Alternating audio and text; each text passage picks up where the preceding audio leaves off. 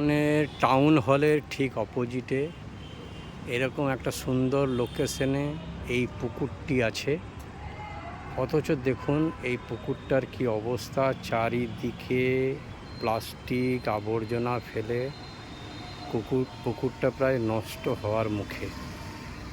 অথচ দেখুন আপনার এই লোকেশনটা দেখুন, চারিদিকে বিল্ডিং, তার মাঝখানে একটা পুকুর থাকা যে কত দরকার সেটা কিন্তু বন্যার সময় বোঝা যায়। কারণ শহরে যে জল ধারণ ব্যাপারটা সেটা কিন্তু পুকুর অনেকাংশেই করে থাকে। আর এই পুকুরটা এত সুন্দর লোকেশনে আছে, এই পুকুরকে যদি রক্ষণাবেক্ষণ করে সুন্দরভাবে গড়ে তোলা যায় তো দেখার মতো একটা টুরিস্ট স্পট হবে।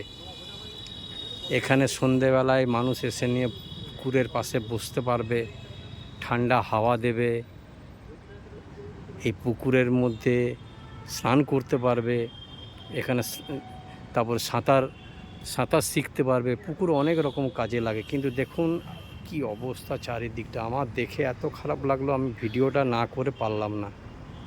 চারিদিকে প্লাস্টিক আবর্জনা ফেলে পুকুরটাকে একদম নষ্ট করার পর্যায়ে নিয়ে গেছে। আমার দেখে খুব খারাপ লাগলো।